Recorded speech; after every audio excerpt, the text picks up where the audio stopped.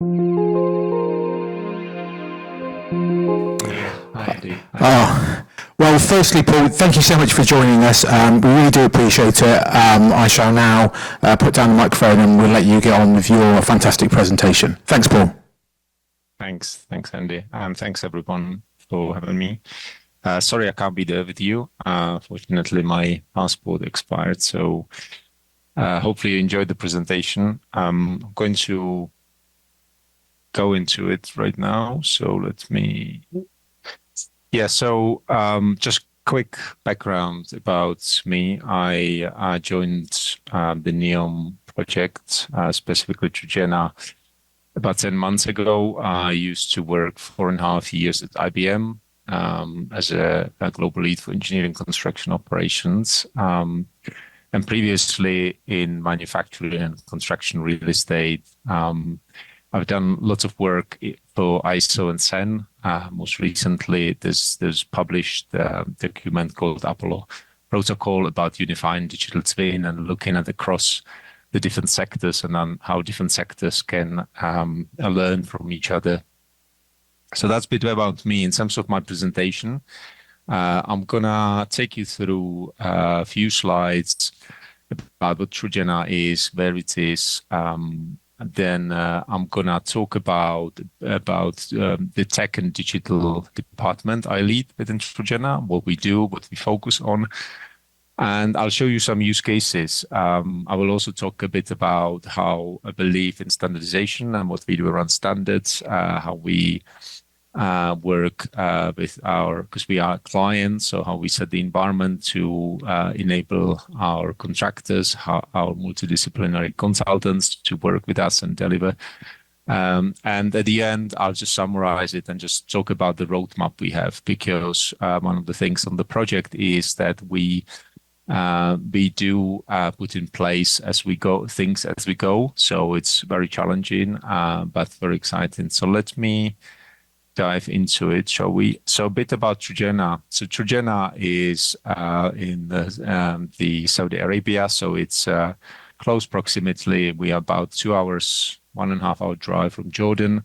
So it's the northwest of Saudi Arabia.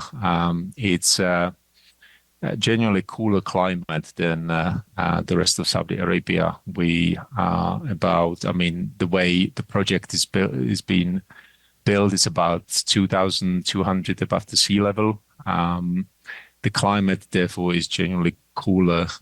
Be close to other projects you might know, the famous line. There's Oxagon, there's Sindala.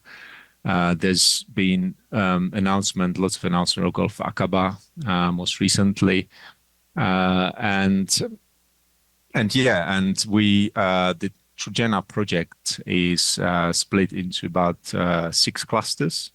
So each cluster has some signature assets. So the project is a combination of, I would say, infrastructure / real estate / major capital project. So it's a combination of probably these different verticals.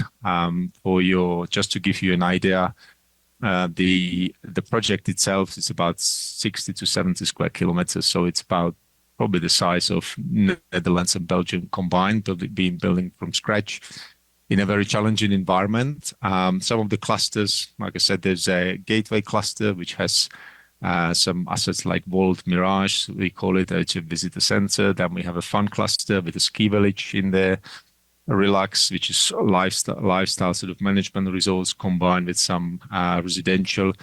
So it's a combination of residential and tourist and sort of kind of lifestyle resort, if you want to call it. So it's an all year round destination, and it does snow. So this is it does snow in Saudi Arabia. This is I think this was in December when we had about I don't know, 20 centimeters of snow. So yeah, it gets cold here in the winter, and generally, like I said, it's about 10 to 15 degrees lower to temperature compared to the rest of the Saudi Arabia. So in the summer, probably the high is 33 degrees Celsius, and yeah, in the winter we get freezing temperatures. So let me move into the department I lead. So the department I lead is called Tech and Digital. I look after basically these are some of the pillars. So the team is looking after ICT and operations. So that's your general IT from ERP down to enterprise asset management, your network. We also sorting out trying to organize and manage things like our towers, our fiber. So the classic infrastructure. Then cognitive city AI. So this is more about the vision of cognitive city, the use of AI ethics, and etc. Digital strategy and architecture. So obviously architecture is quite important. So how we fit into the rest of the NEOM, so we don't build something which is isolated, how it's all integrated end to end. So that's very important, and that leads to cybersecurity and risk. Obviously, being a future cognitive city full of technology combined with physical assets. So cybersecurity is very important, being it IT, OT security.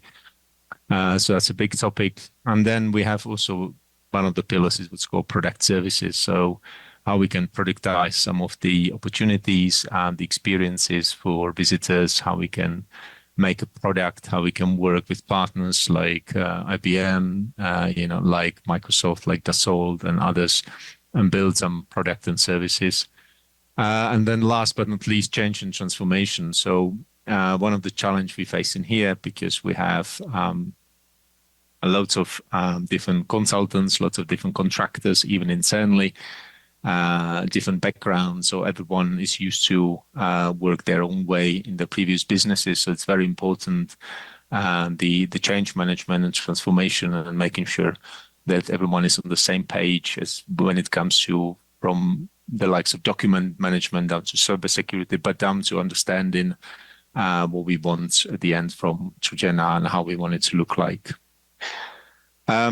This slide is just really reiterating, looking what is digital twin. That's one of the things when I joined was there's probably everyone has their own definition of digital twin, their own definition of BIM, their own definition of document control, what is EDMS, what is ERP, what is asset management.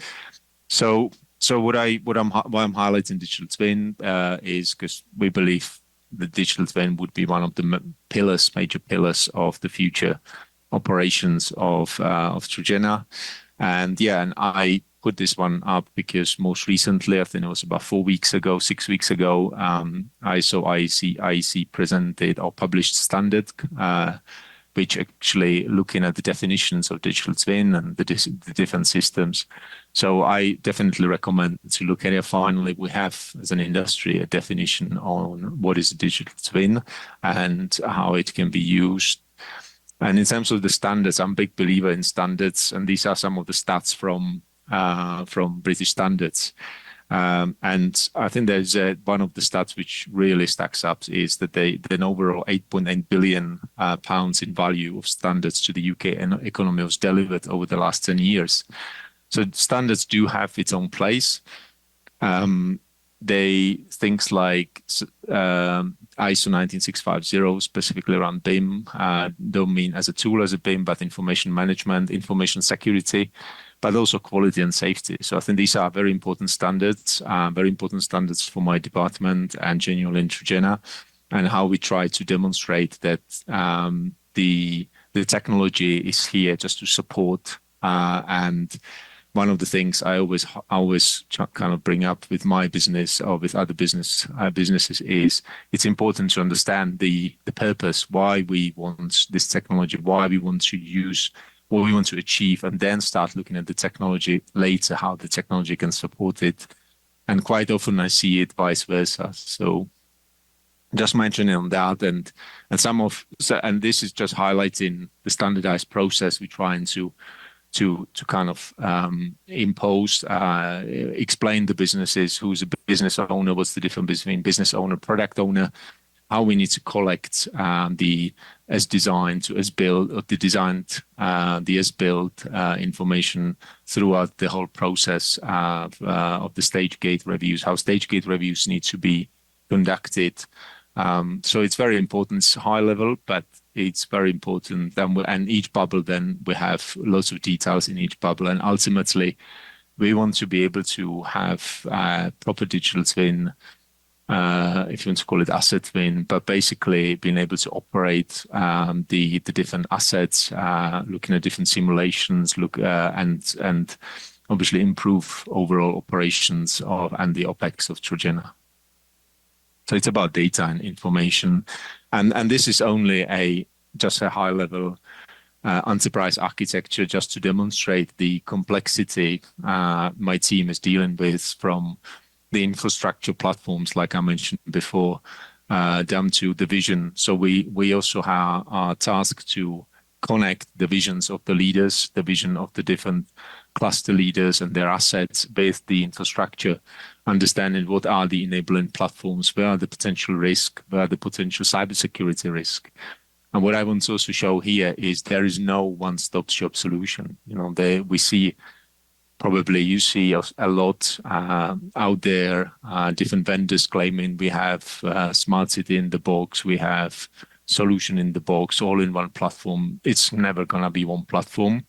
It's a very complex, but we need to be sure we know what we want to achieve and try to bring it up on an enterprise architecture. That architecture is going to change, obviously, and evolve, but it's important to have that picture and the vision in terms of what we want to achieve in operations.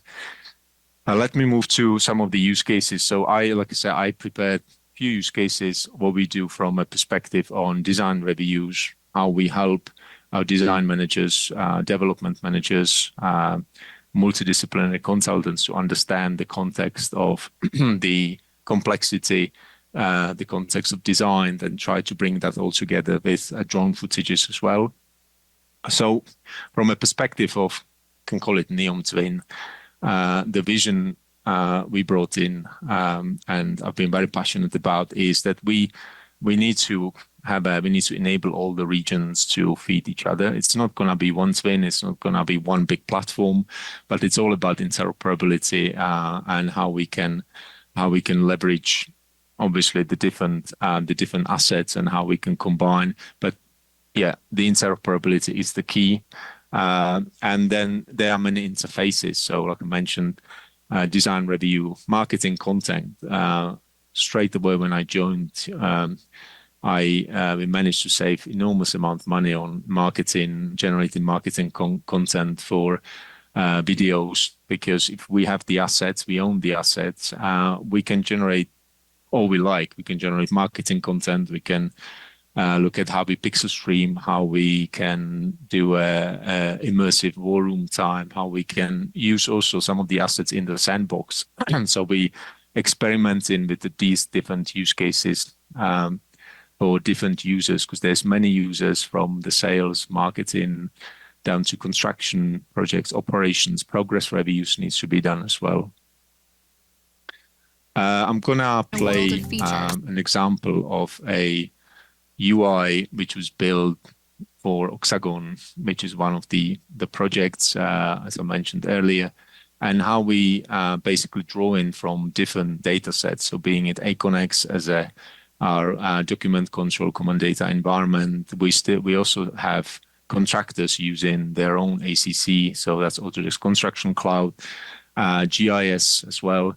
And this is an example how you can build a good UI on top, and how it's then used to make decisions. So let me play the video. A world of features. With the left HUD, filter and highlight the GIS map to your specifications. Zone F is now highlighted with buildings per phase.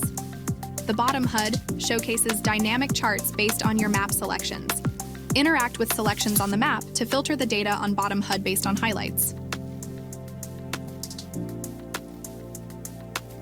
Click on the personalized chart icon to create your own visualization.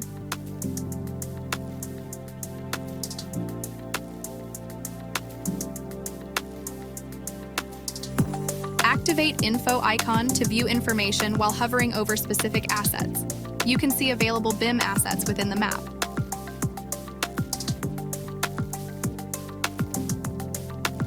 You can see available media files available for each asset. Navigate between raw satellite imagery, pole and drone data per date stamp to compare construction progress.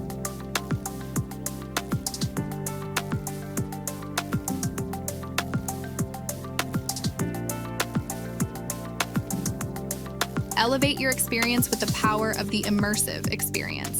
Either fly over the city or walk through the streets and explore and analyze the assets.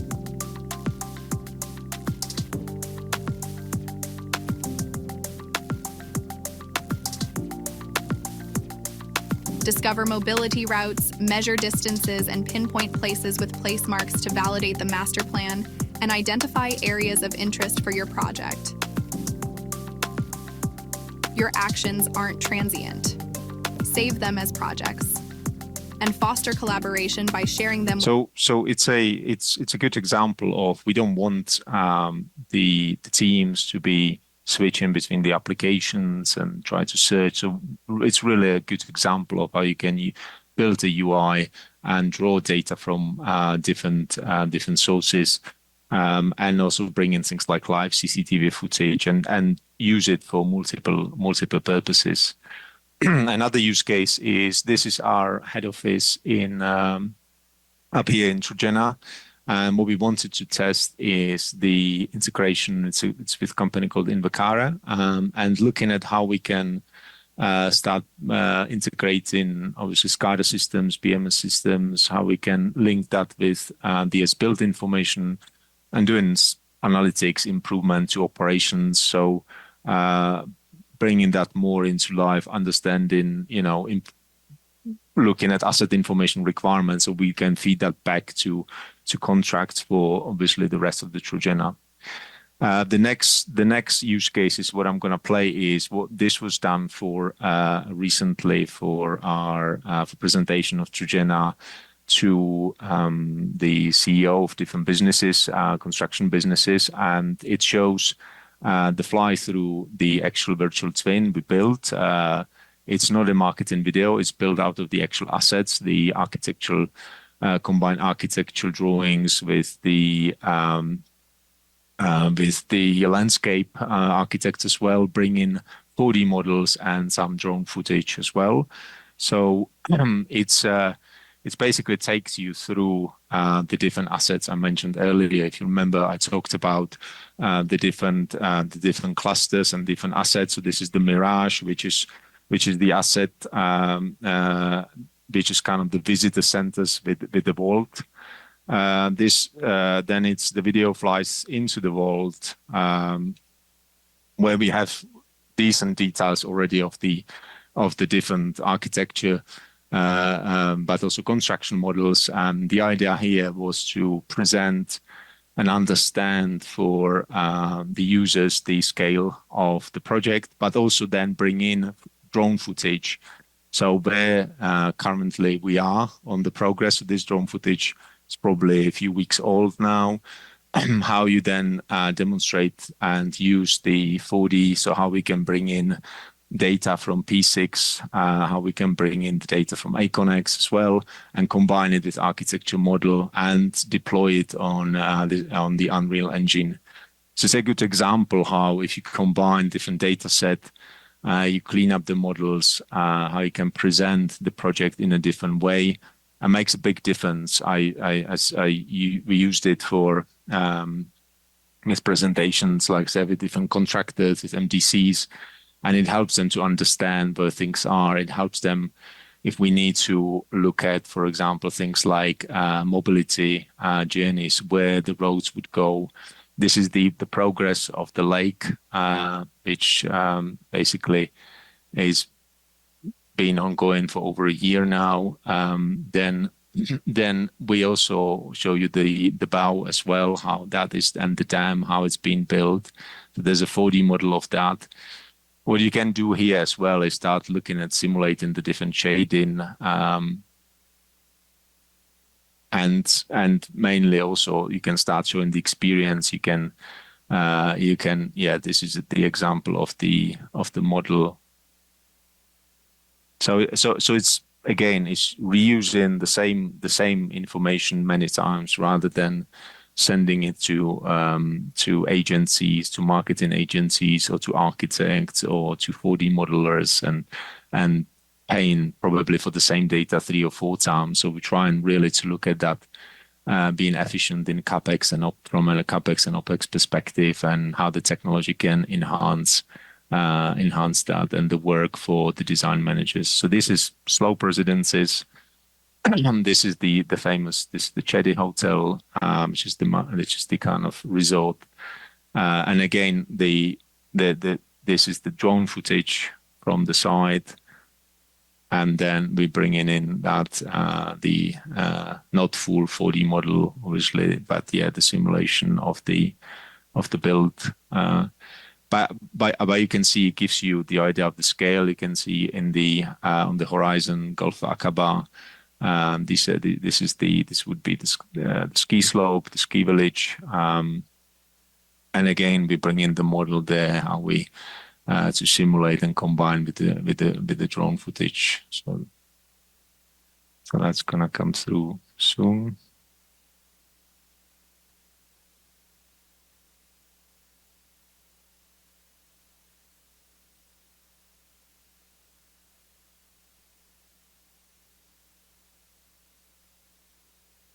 And what we most recently have done as well, we've been asked to test the feasibility of skiing. So again, you can do that with the model as well. So you can do a driving experience. You can actually do and start simulating how we're now looking at different massing, how we cut into the mountains, and the complexity of that, especially on the Discovery Tower. So we're really going into and supporting the teams, the construction teams, with lots of details, and for them to understand in the feasibility and the program as well, most importantly, program, and how they schedule and coordinate the different trades as well.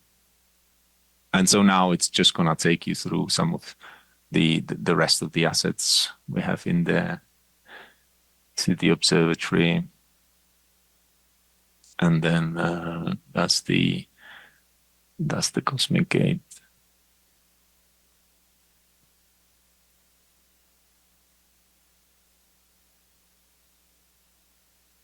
Yeah. So, and this is an example of this is back to Oxagon. It's the staff village, and it's looking at how we were using point cloud scanning to basically understand, use it for different purposes. So understand the how we can effectively simulate, for example, traffic, how we can understand to when there is, when there is any spots in terms of, problematic spots on probably labor, how we move labor around. So yeah, this was testing with Boston Dynamics as well on visualizing the routes, heat maps, like you see here, where there could be issues. What happens as well when the robot, or we were testing also autonomous driving, when they collide with a human, or when they collide with basically anything else, how you can optimize it, all of that, and then feedback as well. So it's a good example of using in a real scenario with real residents in a quite large project, which in this case is the resident village. So to summarize it, like I mentioned, we have I showed you where we are, what we do, the different pillars, the different use cases, but we have a kind of a aggressive roadmap in terms of how we want to productize all of these the different use of the technology. So it's not just about the technology, like I said, it's about process, people, lots about data. When I joined, there was no data strategy, no governance. So we are now looking at governance. We're going out to to the market, to RFP, to reconfigure our ACONX, looking at properly enterprise architecture into details. Every box I want to have detailed. I want to modularize it as well. So I don't want to be dependent on cloud providers. And as you might not know, in Saudi Arabia, there's a very strict restriction on cloud and data residency.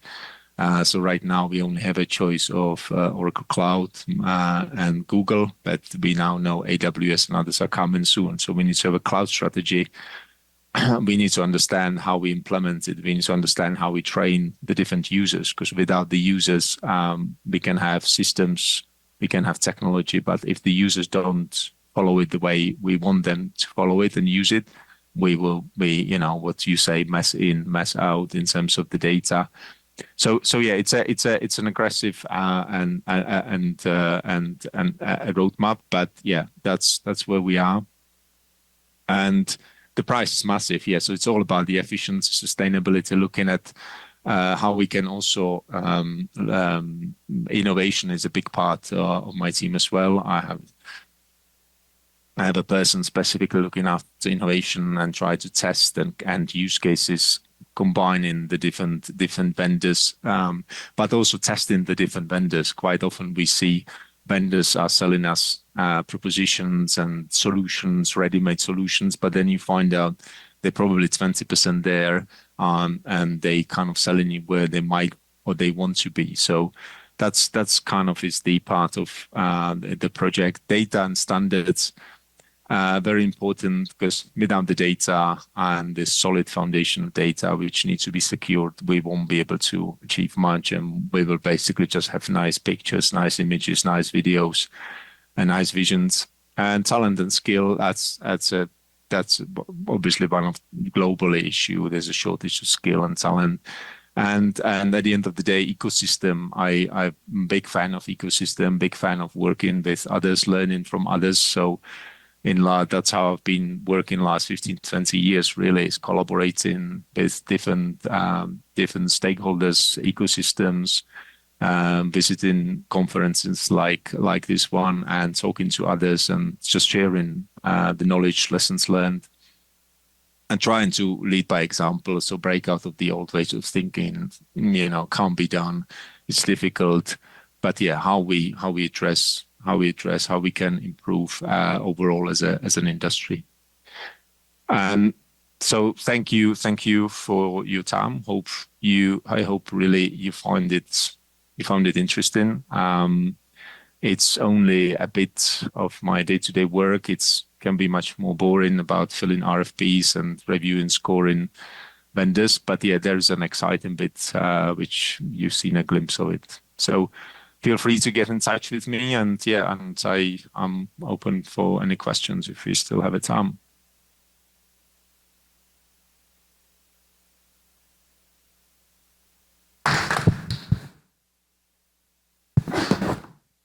Perfect. Thank you, Paul. I've got a couple of questions for you, but I would open it up first to the audience, as I'm sure that they'll have more exciting questions than me. So if anybody has a question, please put their hand up. Yeah, so there's one coming, Paul. Hi, good morning. I'm Brian Gerard from Empire Southwest. What's the value of this project? The value is about over 100, probably about $100 billion. Thank you.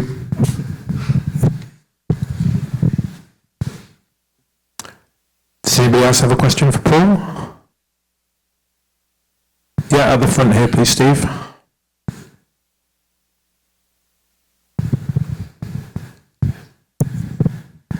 Hey, Paul, great presentation. Really exciting to see what's going on around the world. One question I had was just on the product that you showed. I'm curious, did you actually build those products internally?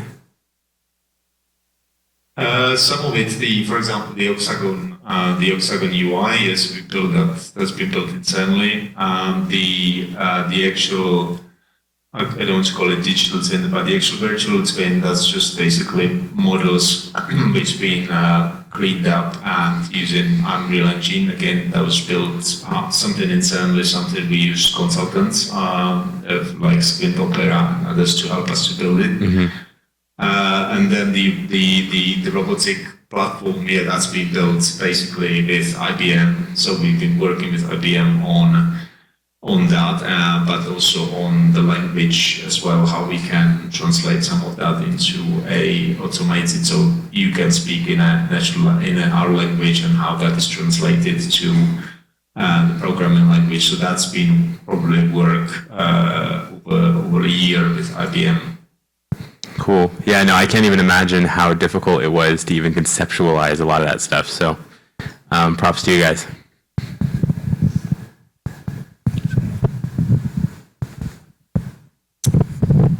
Okay, great. Oh, sorry, there's one more coming from Paul. No, it'll be a short one. Thanks, Paul, for the presentation. I was wondering your take on automation in general in regions where cost of labor is not as high.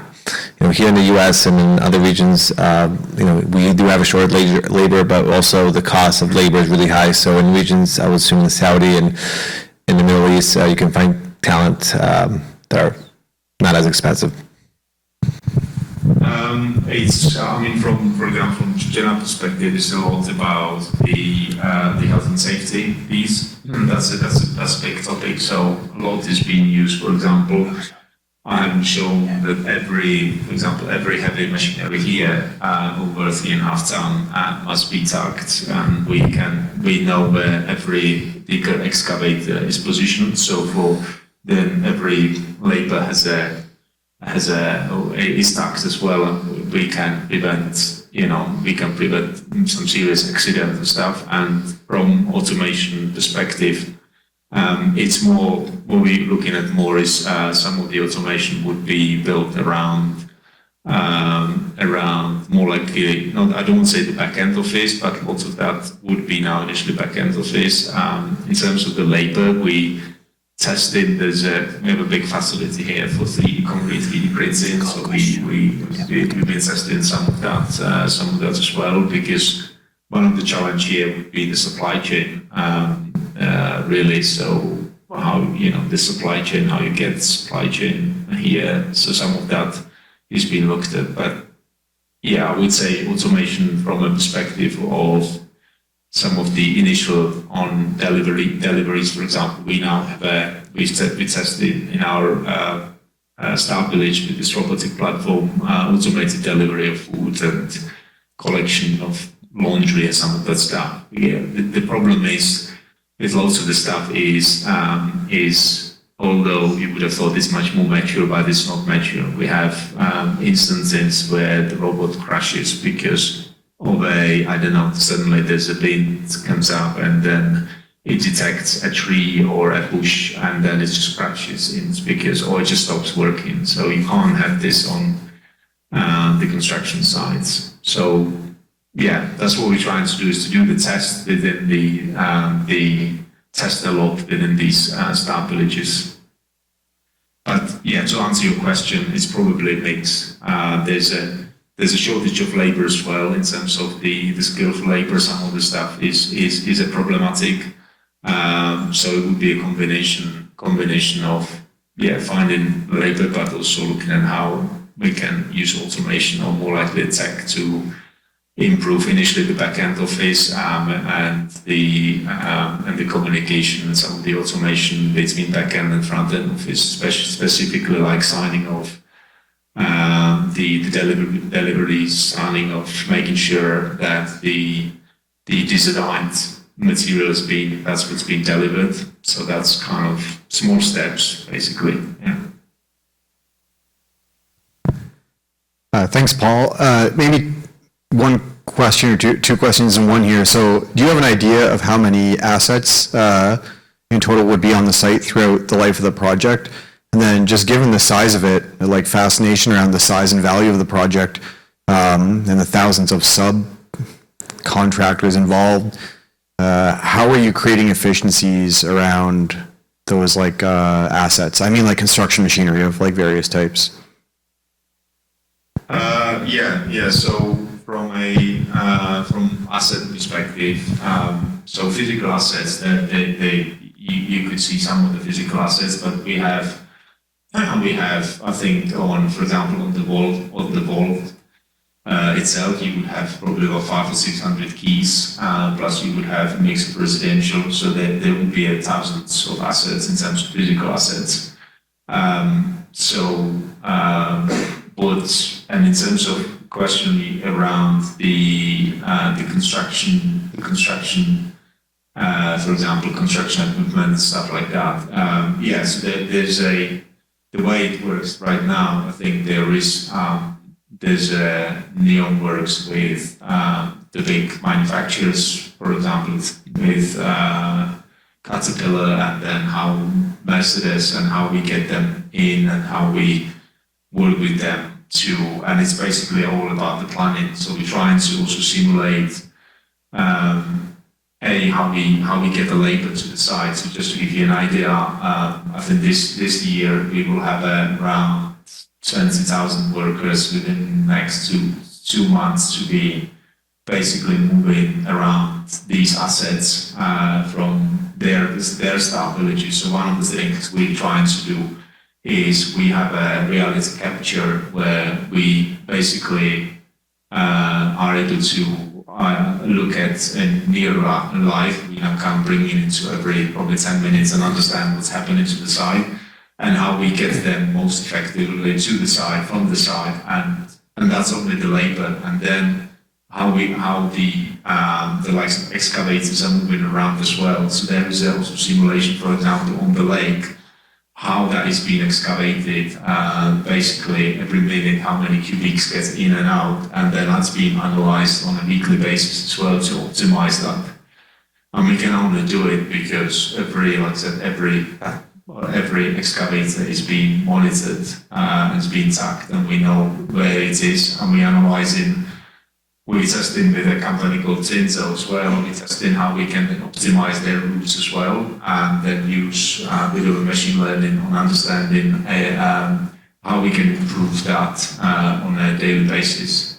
But it's difficult because we don't have the initial baseline didn't exist, so we have to do it on the go and how the model and keep improving the model and learning, for example, the logistics.